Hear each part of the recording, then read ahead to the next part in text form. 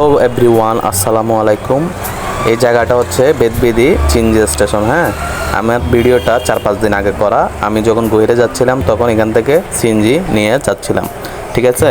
তখন যাওয়ার সময় আসলে কিন্তু সিএনজি ভাড়া অতিরিক্ত ছিল, আর সিএনজি না শুধু সব যানবাহনের ঈদেতে অতিরিক্ত ছিল। হ্যাঁ, তো যানবাহনের কেন যে ভাড়া বাড়ায় পারলো বা কী কারণে পারলো ওরাই ভালো জানে, ওইটা নিয়ে আর আমি মাতামাতি করি না। আচ্ছা, যাই হোক, আমি চলে গেলাম গহিরাতে।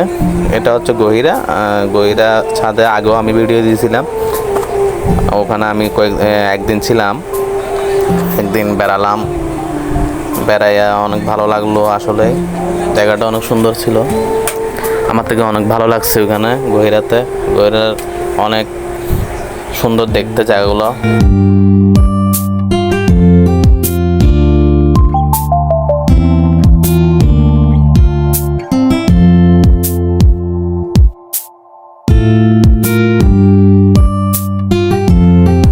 অবশ্যই সময় পেলে সবাই বেড়াতে বের হবে, ঘুরবেন, তাহলেই মনে শান্তি লাগবে।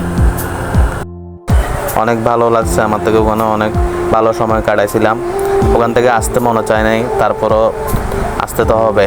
যখন ব্যবসা বাণিজ্য করি অবশ্যই আসতে হবে।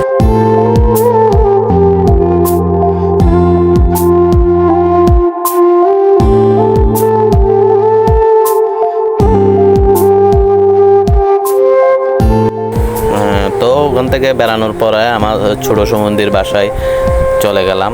যাওয়ার সময় আমি ওই গহিরা রাস্তা দিয়ে যখন যাচ্ছিলাম তখন ভিডিও করছি।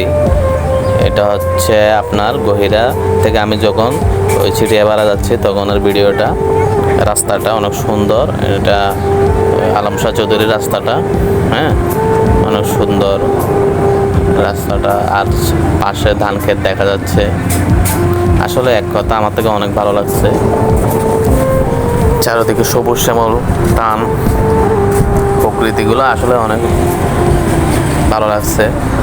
তো চলে এলাম। এটা হচ্ছে আমার ছোট সমুদ্রের বাসা, চিটিয়াপাড়া।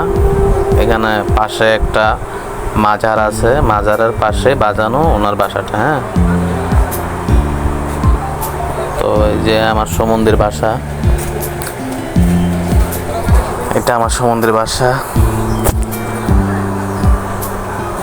তারপরে এই যে ব্রিটিশেরা অনেক মজা করতেছে আমার সাথে। তো সবাই ভালো থাকবেন, আমার জন্য দোয়া করবেন। আসসালামু আলাইকুম।